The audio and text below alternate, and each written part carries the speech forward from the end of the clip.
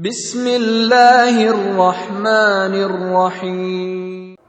Rasulullah Shallallahu Alaihi Wasallam apabila memasuki 10 akhir daripada bulan Ramadan, pertama mengencangkan ikat pinggang, kedua menghidupkan malamnya, dan ketiga membangunkan keluarganya. Berarti pada 10 akhir Ramadan, yang pertama Nabi Shallallahu Alaihi Wasallam mengencangkan ikat pinggang.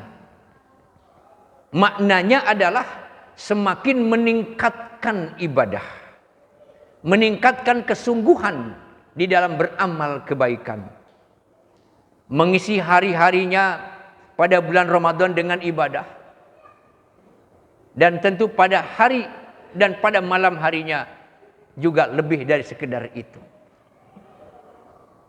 Artinya semakin akhir daripada Ramadan, kalau kita ambil contoh, Rasulullah itu dalam hal ibadah bagaikan nanjak atau menaiki gunung atau bukit.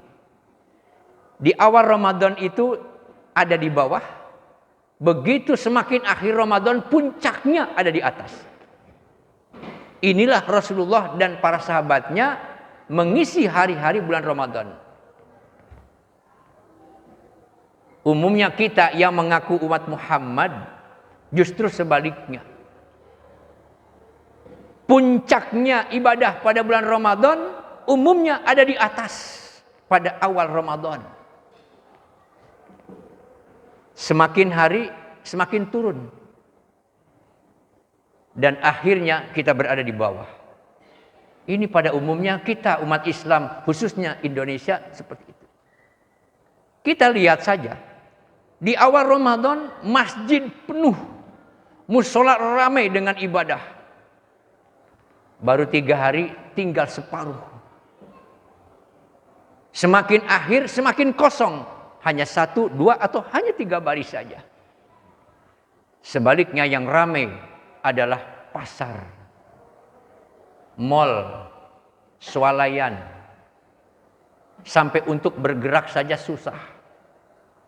Mengapa demikian? Ini karena umat Islam menganggap bahwa pengadaan kebutuhan untuk lebaran jauh lebih penting daripada berada di masjid. Mereka tidak tahu dan tidak peduli. Apakah itu di waktu siang hari atau pas waktu-waktu untuk beribadah, mereka masih berada di dalam swalayan dan mal itu. Pada waktu ibadah, khususnya di malam hari, waktu sholat isya, waktu jamaah isya, waktu sholat tarawih, waktu qiyamul lail, lebih senang dan lebih penting berada di dalam swalayan atau pasar modern itu. Seperti itulah hadirin rahimakumullah. Tapi marilah kita bercermin kepada Rasulullah dan para sahabatnya yang justru semakin akhir Ramadan semakin meningkatkan kualitas ibadah. Yang kedua, pada 10 akhir daripada bulan Ramadan, Rasulullah menghidupkan malam-malam Ramadan. Wa ahya lailahu. Dengan apa? Melakukan qiyamul lail. Kita jangan mengartikan qiyamul lail itu sholat malam. Sholat malam itu sholatul lail. Tapi qiyamul lail itu ibadah di malam hari. Salah satunya adalah sholat. Jadi sholat adalah bagian daripada qiyamul lail.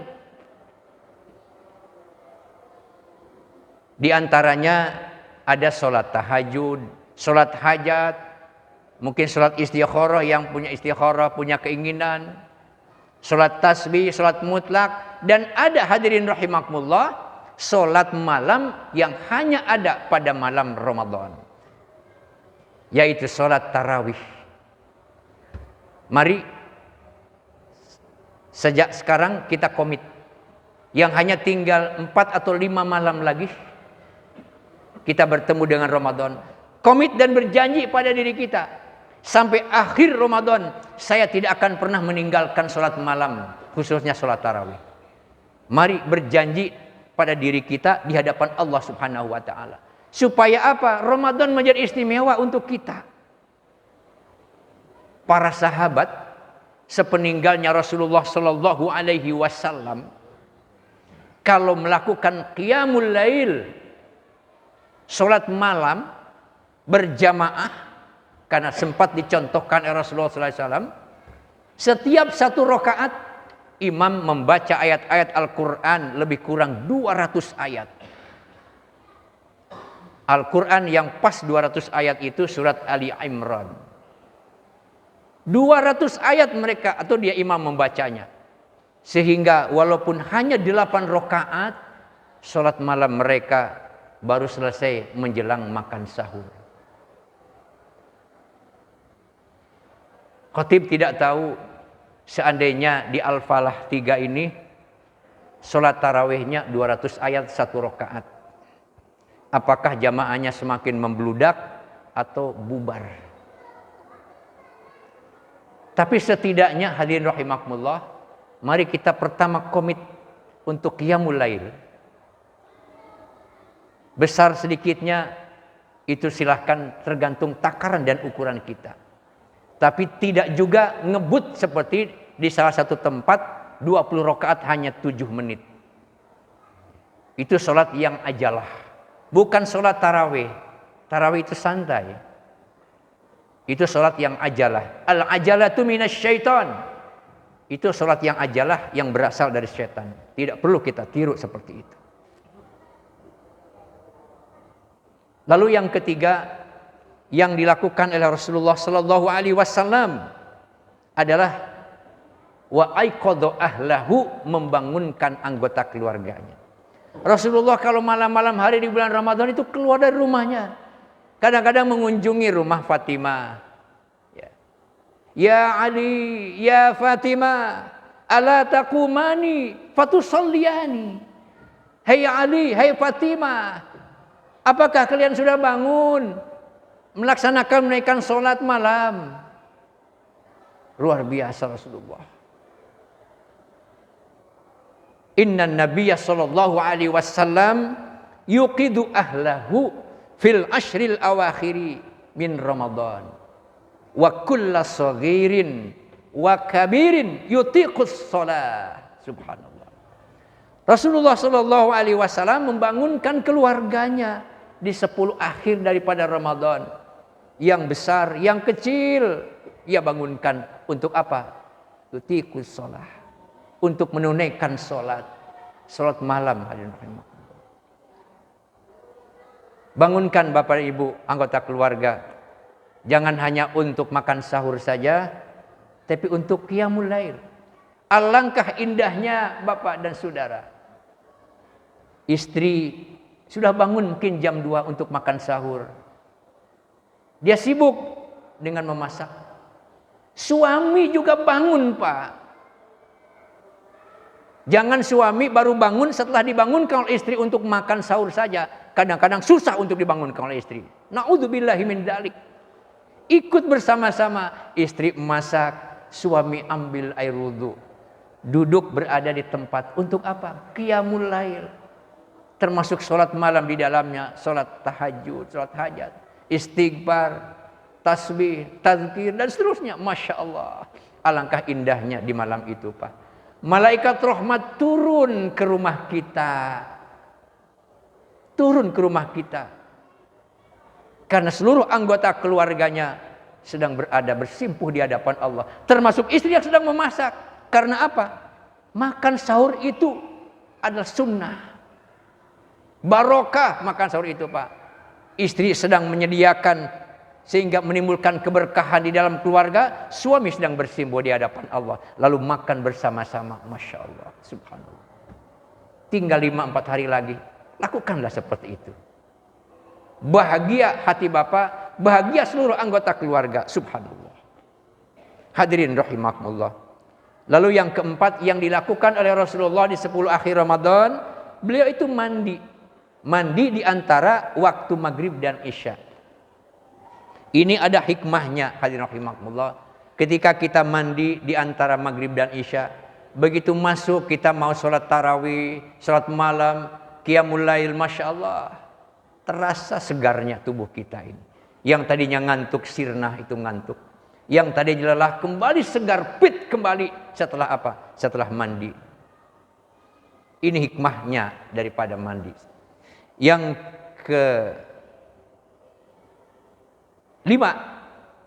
kelima, Nabi Shallallahu Alaihi Wasallam i'tikaf sepanjang 10 akhir Ramadan itu, Pak. Karena Nabi Shallallahu Alaihi Wasallam ya'takifu fil ashril awakhiri min Ramadan hatta yatawaffahu. Rasulullah Shallallahu Alaihi Wasallam beritikaf di 10 akhir Ramadan hatta yatawaffahullahu ta'ala, sampai diwafatkan oleh Allah Subhanahu wa ta'ala. Artinya setiap Ramadan Rasulullah melakukan itu sampai Rasulullah meninggal dunia. Subhanallah.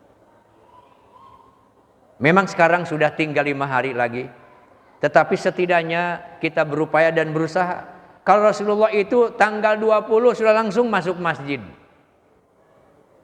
Di tanggal 20 setelah itu tidak pulang-pulang lagi ke rumah. Maka Siti Aisyah radhiyallahu anha mengatakan, di 10 akhir Ramadan Rasulullah tidak pernah berbaring di sisiku. Artinya tidak pernah tidur di rumah. Imam Syafi'i juga mengatakan, kalau mau melakukan 10 akhir dengan itikaf, maka masuklah pada sebelum atau menjelang terbenam matahari. Menjelang matahari pada hari ke-20 Ramadan sampai tiba waktunya terbenam matahari di tanggal akhir Ramadan. Bahkan Imam Syafi'i dan Imam Malik mengatakan lebih baik adalah dari sejak tadi itu sampai dilaksanakannya sholat Idul Fitri baru kembali ke rumah.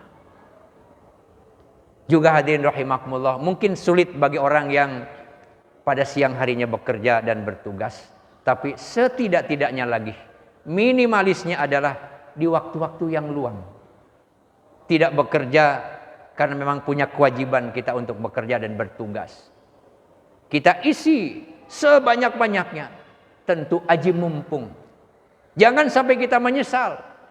Menyesal karena apa? Ramadan tiba, kita tidak melakukan apa-apa, sampai kita pun tidak dimaafkan, tidak ampuni dosa kita oleh Allah. Na'udzubillahi min dzalik. Yang keenam, Nabi melakukan puasa wisol. Jadi 10 akhir Ramadan itu Nabi melakukan puasa wisol. Puasa wisol itu puasa lanjut. Artinya waktu maghrib buat Rasulullah tidak berbuka. Lanjut sampai waktu sahur. Tapi ketika para sahabat mengikuti puasa wisol, Nabi melarang. Wahai para sahabat, jangan ikuti aku. Karena aku oleh Allah diberikan rizki. Jadi walaupun tidak makan, Rasulullah tetap segar. Oleh Allah diberikan rizki.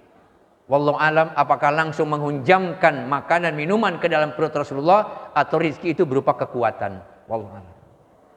Tapi kemudian para sahabat mengatakan, ya Rasul, kami sanggup, kami siap puasa wisol seperti engkau. Rasulullah tidak melarang. Tapi ya bagi kita sudahlah, cukuplah puasa itu sampai waktu maghrib tiba. Karena menyegerakan untuk berbuka puasa itu pun adalah sunnah.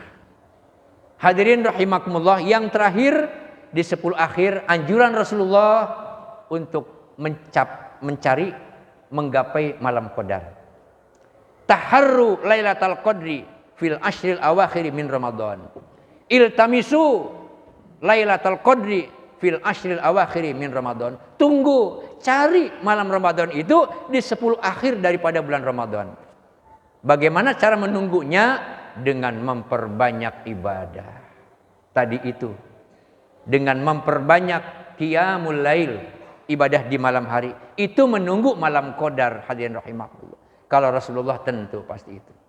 Kita tidak pernah tahu apakah pada malam-malam ganjil, karena kita juga tidak tahu apakah nanti malam itu malam ganjil atau malam genap. Allah yang tahu.